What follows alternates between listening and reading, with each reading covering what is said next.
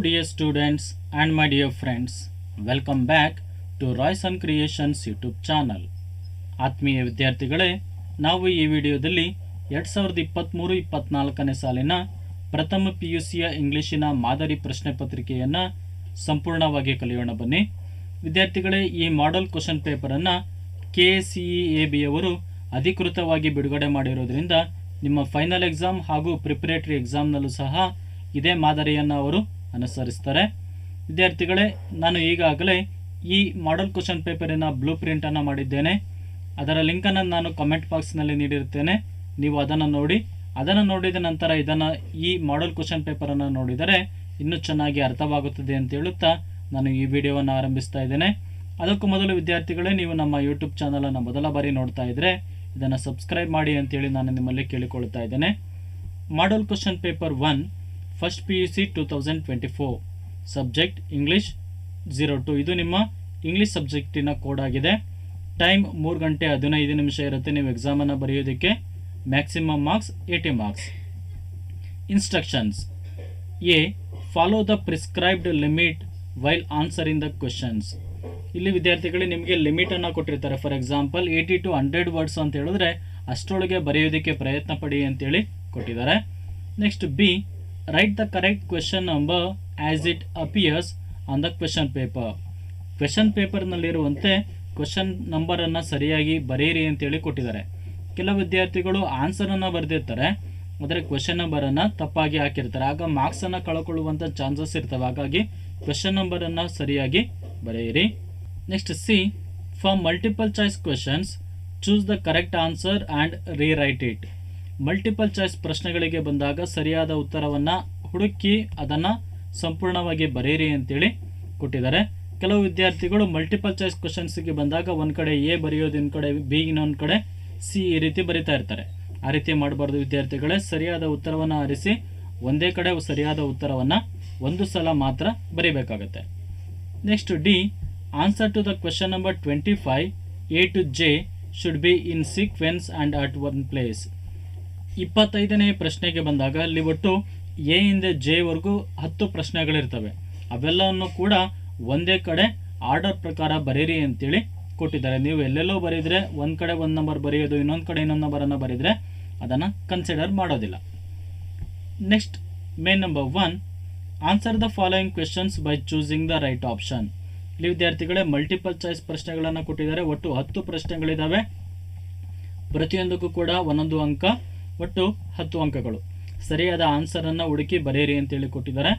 Question number 1, once upon A time an elephant made a friendship with a dash in the story the gentlemen of the jungle. ಇದಕ್ಕೆ ಸರಿಯಾದಂಥ ಉತ್ತರ option B, man. ನೀವು ಆಪ್ಷನನ್ನು ಬರೀಬೇಕು, ಉತ್ತರವನ್ನು ಕೂಡ ಬರೀಬೇಕು. Question number 2, who is a plant pathologist in around a medicinal creeper? Answer is option A, Chandru. Question number 3, in Varumanushyan, the narrator had dash rupees in his wallet. Option A, 14 is the right answer. Next question number 4, money has got us down could mean dash as referred in the poem Money Madness. Answer is option D, all the above. Next question number 5, Babar Ali's father is a dash. Option B, a fishmonger is the correct answer. Next question number 6, match the column A with column B related to the play Watchman of the Lake. Watchman of the Lake ಪಾಠಕ್ಕೆ ಸಂಬಂಧಪಟ್ಟಂತೆ column A ಮತ್ತು column B ಅನ್ನು match ಮಾಡಿ ಅಥವಾ ಹೊಂದಿಸಿ ಬರೆಯಿರಿ ಅಂತ ಹೇಳಿ ಕೊಟ್ಟಿದ್ದಾರೆ. ಇಲ್ಲಿ ವಿದ್ಯಾರ್ಥಿಗಳ ಸರಿಯಾದಂಥ ಉತ್ತರ option B, Mara watchman of the lake, Ganga Mara son, Veda river. Question number 7, who committed suicide in the poem The Farmer's Wife? Option A, the farmer is the correct answer. Question number 8, statement, Frederick Douglass was separated when he was an infant. Reason, to hinder the development of the child's affection towards its mother. Option C, both statement and reason are true.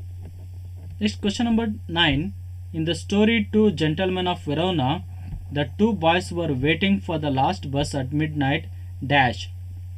Option B, to to sell the newspapers is the correct answer. Question number 10.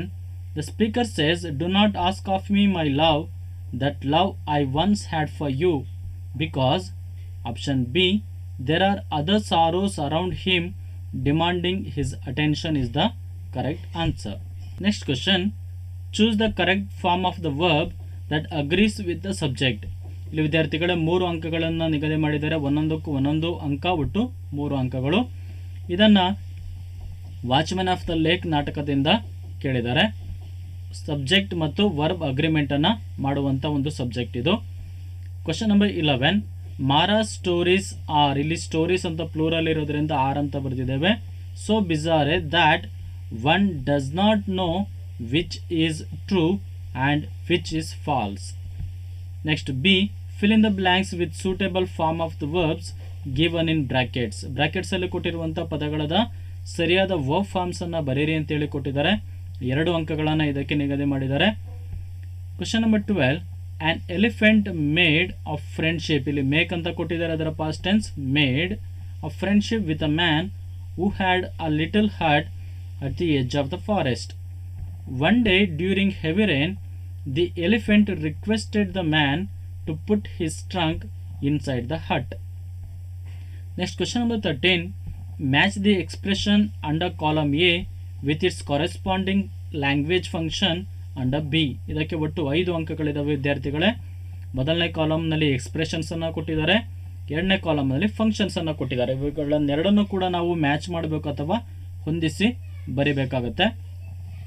ಮೊದಲನೇದು hello, good evening, ಇದು greetings ಆಗಿದೆ. Next 2, wow you look gorgeous in this dress, ಇದು compliment ಆಗಿದೆ. Next 3, could you please get a newspaper, ಇದು ಒಂದು request ಆಗಿರೋದ್ರಿಂದ ನಾವು requesting ಅಂತೇಳಿ ಇದಕ್ಕೆ ಫಂಕ್ಷನನ್ನು ಬರಿಬೇಕಾಗತ್ತೆ.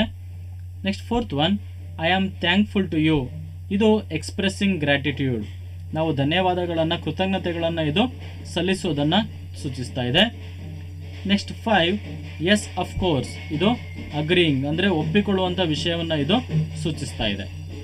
Next main number 2, answer any 6 of the following choosing at least 2 from poetry in a paragraph of 80 to 100 words.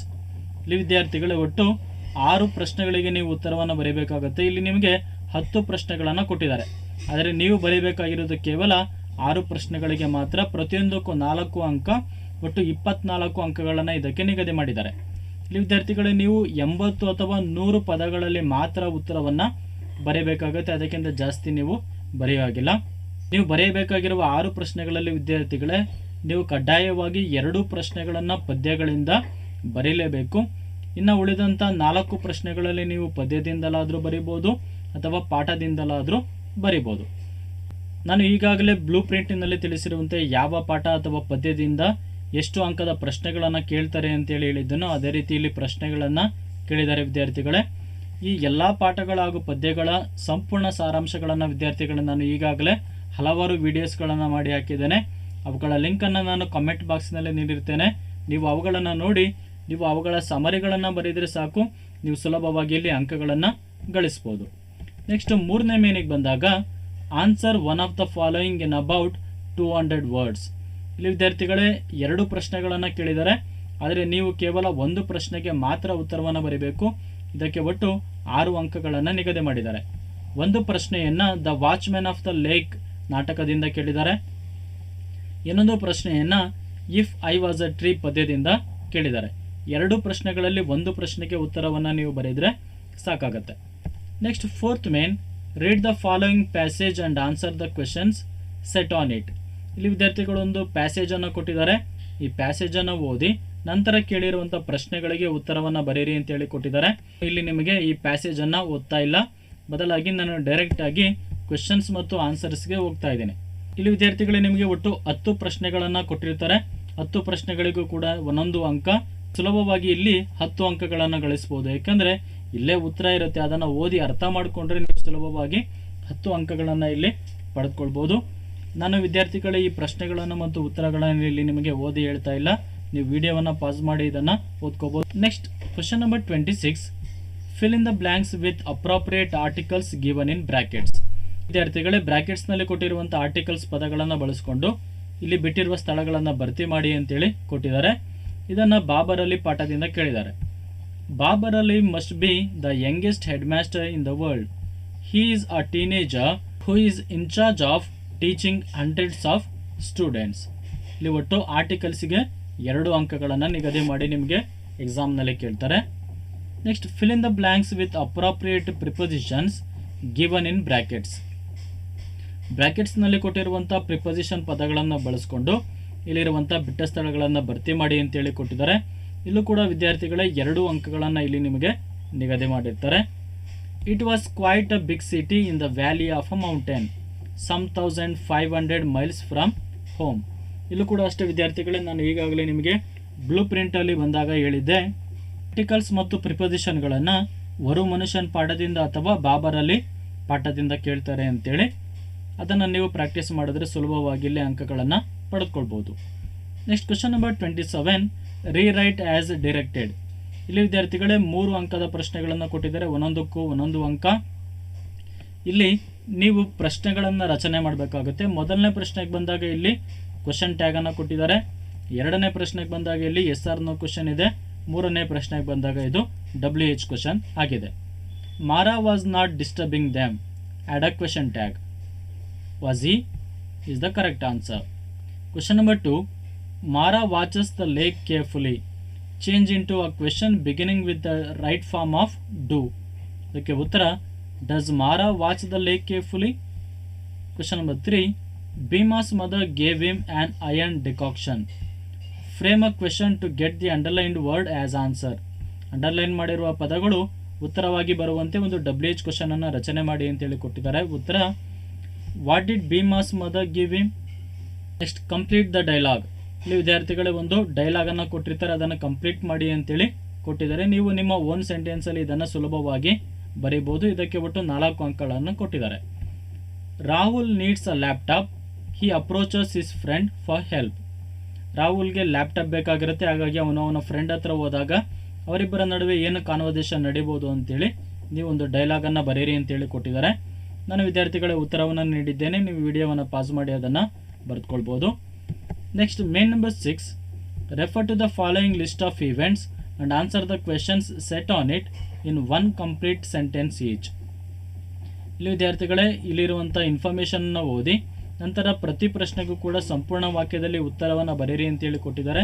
ನಾನು ಇಲ್ಲಿ ಜಾಗ ಇಲ್ದಲೇ ಇರೋದ್ರಿಂದ ಬರೀ ಪದಗಳಲ್ಲಿ ಕೊಟ್ಟಿದ್ದೀನಿ, ಆದರೆ ನೀವು ಎಕ್ಸಾಮ್ನಲ್ಲಿ ಬರೀಬೇಕಾದ್ರೆ ಸಂಪೂರ್ಣವಾಗಿ ಉತ್ತರವನ್ನು ಬರೀಬೇಕು. For example, who will inaugurate the college day function. ನಾನು ಪ್ರೆಸಿಡೆಂಟ್ ಅಂತ ಕೊಟ್ಟಿದ್ದೀನಿ, ಆದರೆ ನೀವು ಉತ್ತರವನ್ನು ಸಂಪೂರ್ಣವಾಗಿ ಬರೀಬೇಕಾದ್ರೆ the president will inaugurate the college day function ಅಂತೇಳಿ ಉತ್ತರವನ್ನು ಬರೀಬೇಕಾಗುತ್ತೆ. Next B, at what time will the chief guest deliver the speech.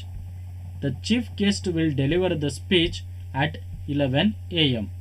Question number C, what is the venue of the college day function? College auditorium is the venue of the college day function. Question number D, what is the duration of the cultural events? The duration of the cultural events is 1 hour. ಈ ರೀತಿ ಸಂಪೂರ್ಣವಾದ ವಾಕ್ಯದಲ್ಲಿ ನೀವು ಉತ್ತರವನ್ನು ವಿದ್ಯಾರ್ಥಿಗಳೇ ಬರೀಬೇಕಾಗುತ್ತೆ. Next question number 30, write a letter to the forest officer enquiring about the plants needed on the occasion of Vana Mahotsav day in your college. Points to be included. ಇಲ್ಲಿ ವಿದ್ಯಾರ್ಥಿಗಳೇ ಒಂದು ಲೆಟರ್ ರೈಟಿಂಗನ್ನು ಬರೆಯೋದಕ್ಕೆ ನಿಮಗೆ ಕೊಡ್ತಾರೆ. ಇದಕ್ಕೆ ಒಟ್ಟು 5 ಅಂಕಗಳನ್ನು ನಿಗದಿ ಮಾಡಿದ್ದಾರೆ. ಆ ಲೆಟರ್ನಲ್ಲಿ ಈ ಕೆಳಕಂಡಂಥ ಪಾಯಿಂಟ್ಸ್ಗಳನ್ನು ಕೂಡ ನೀವು ಸೇರಿಸಬೇಕು, ಯಾಕಂದರೆ ಈ ಪಾಯಿಂಟ್ಸ್ಗಳು ಇಲ್ಲಿ ನಿಮಗೆ ಕೀ ಪಾಯಿಂಟ್ಸ್ಗಳಾಗಿರ್ತವೆ. ಹಾಗಾಗಿ ಈ ಕೀ ಪಾಯಿಂಟ್ಸ್ಗಳನ್ನು ಸೇರಿಸಿ ಉತ್ತರವನ್ನು ಬರೀರಿ ಅಂತೇಳಿ ನಿಮಗೆ ಕೊಟ್ಟಿದ್ದಾರೆ. ನೀವು ಯಾವ ರೀತಿ ಲೆಟರ್ ರೈಟಿಂಗನ್ನು ಬರೀಬೇಕು ಅಂತೇಳಿ ನಾನು ನನ್ನ ಇನ್ನೊಂದು ವಿಡಿಯೋದಲ್ಲಿ ತಿಳಿಸ್ತೀನಿ ವಿದ್ಯಾರ್ಥಿಗಳೇ. ಈ ವಿಡಿಯೋ ನಿಮಗೆ ಇಷ್ಟವಾಗಿದ್ದರೆ ದಯವಿಟ್ಟು ಲೈಕ್ ಮಾಡಿ, ಶೇರ್ ಮಾಡಿ, ಹಾಗೂ ಇನ್ನು ಹೆಚ್ಚಿನ ವಿಡಿಯೋಗಳಿಗಾಗಿ ನಮ್ಮ ಯೂಟ್ಯೂಬ್ ಚಾನಲನ್ನು ಸಬ್ಸ್ಕ್ರೈಬ್ ಮಾಡಿ ಅಂತ ಹೇಳುತ್ತಾ ನಾನು ಈ ವಿಡಿಯೋವನ್ನು ಇಲ್ಲಿಗೆ ಮುಗಿಸ್ತಾ ಇದ್ದೇನೆ. Thank you dear students for watching this video.